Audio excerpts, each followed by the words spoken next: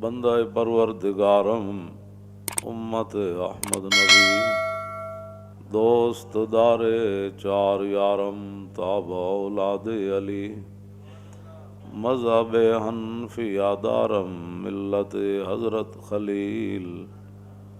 خاک پائے غوث اعظم زیر سایہ ہر ولی صدیق عکس حسن کمال محمد است فاروق ذل جاہ جلال محمد است عثمان ضیاء شمع جمال محمد است حیدر بہار باغ خصال محمد است صلی اللہ تعالی علیہ وسلم۔ حضرت امام بوصیری نے نبی علیہ الصلوۃ والسلام کی تشریف آوری پر بھی ایک فصل باندھی، اور حضور جب لامکان پر تشریف لے گئے تو اس کے لیے بھی ایک فصل باندھی قصیدہ بردہ شریف میں۔ تو وہ صرف میں پڑھتا ہوں برکت کے لیے، ویسے تو اعلیٰ حضرت بریلوی نے فرمایا کہ پوچھتے کیا ہو عرش پر یوں گئے مصطفیٰ کہ یوں۔ اعلیٰ حضرت فرماتے ہیں پوچھتے کیا ہو عرش پر یوں گئے مصطفیٰ کہ یوں، اور کیف کے پر جہاں جلیں کوئی کیا بتائے کہ یوں۔ فرمایا جہاں نور کے پر جلتے ہوں تو وہ کون بتائے گا کہ پھر حضور کیسے گئے۔ کسر دنا کے راز میں ثم دنا فتدلی فکان قاب قوسین، کسر دنا کے راز میں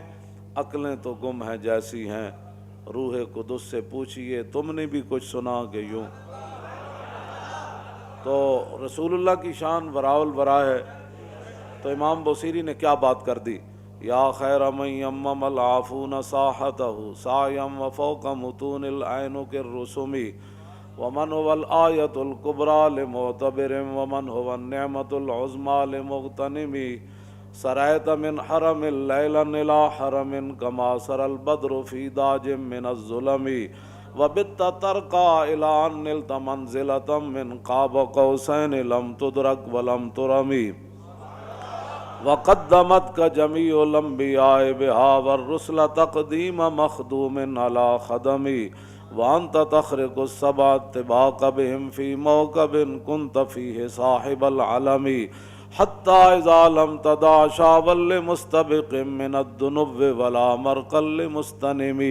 خفضت كل مقام بالاضافه اذ نوديت بالرفع مثل المفرد العلمي كما تفوز بوصل اي مستتر عن العيون وسر اي مكتتم فحزت كل فخار غیر مشترک وجزت كل مقام غیر مزدحم وجل مقدار ما وليت من رتب وعز ادراک ما اوليت من نعم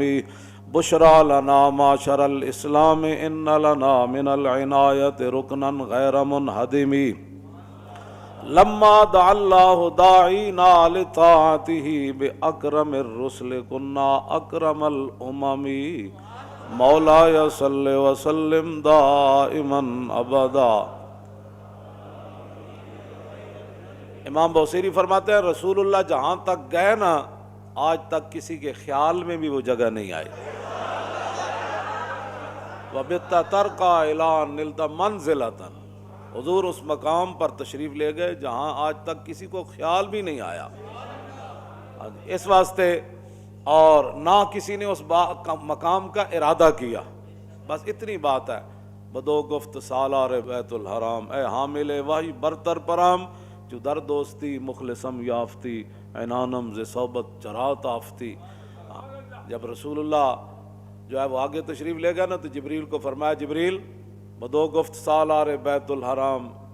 اے حامل وحی برتر پرام چو در دوستی مخلصم یافتی انانم ز صحبت چرات آفتی۔ فرمایا تو نے مجھے دوستی میں مخلص نہیں پایا جبریل، جہاں تم کہتے رہے میں جاتا رہا، اب میں کہتا ہوں آگے چلیے۔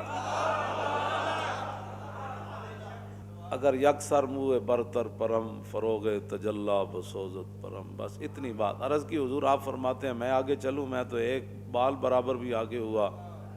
تو میں تو جل جاؤں گا۔ تو پھر حضور کہاں تشریف لے گئے؟ اے مولویاں پھر جھگڑے کتوں کٹے نور بشر دے؟ ہاں جی، نور تو پھر رک گئے،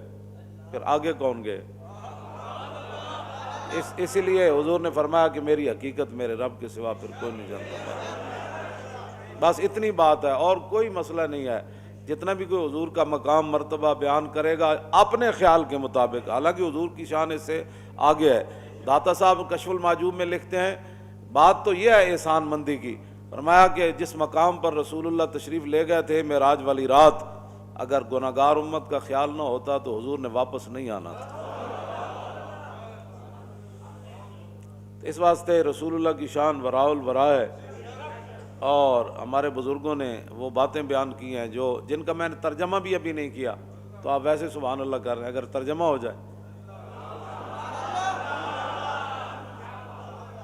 تو حضور کی شان وراء الورا ہے۔ صرف جہاں بھی بیٹھے حضور کی شانیں بیان کریں۔ دین کی ترجمانی کے لیے بھی تو اندر کوئی دم خم چاہیے نا، ہاں جی، اس کی ترجمانی کے لیے بھی تو پھر امام احمد رضا ہونا چاہیے نا، یا امام ربانی ہونے چاہیے، ہاں جی، جو قلعہ گوالیار میں بھی جا کر اذان دے دیں، اور جب رسول اللہ کے بارے میں لفظ یتیم آ جائے تو امام احمد رضا کا قلم جو ہے وہ اپنے آپ سے باہر ہو جائے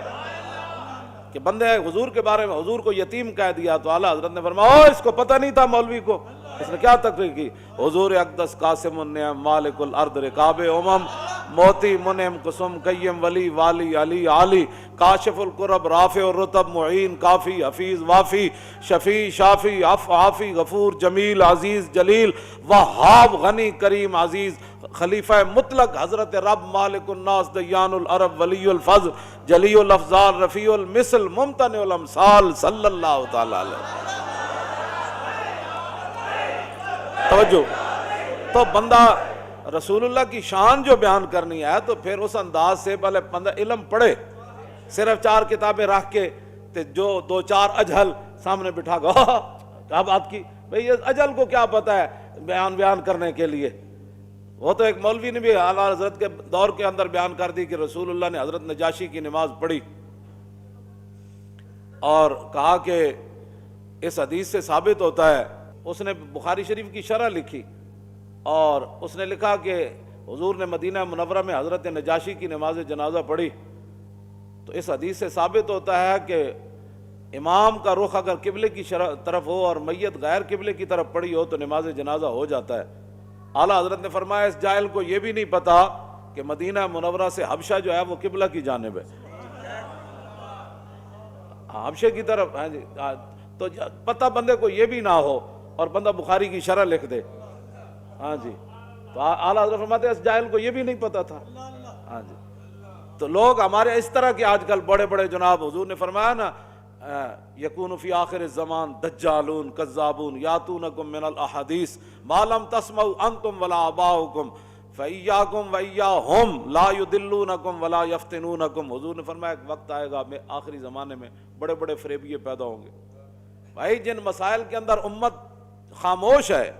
جو ہمارے بزرگ مسائل حل کر چکے ہیں، کن کے کہنے پر تم نئے نئے مسائل کھڑے کر رہے ہو؟ اس وقت ان مسائل کا وقت ہے، اس وقت تو مسائل کا وقت یہ ہے کہ برما میں کیا ہوا اور دہلی کی جامع مسجد کے امام صاحب کی آنکھیں نکال دی گئی۔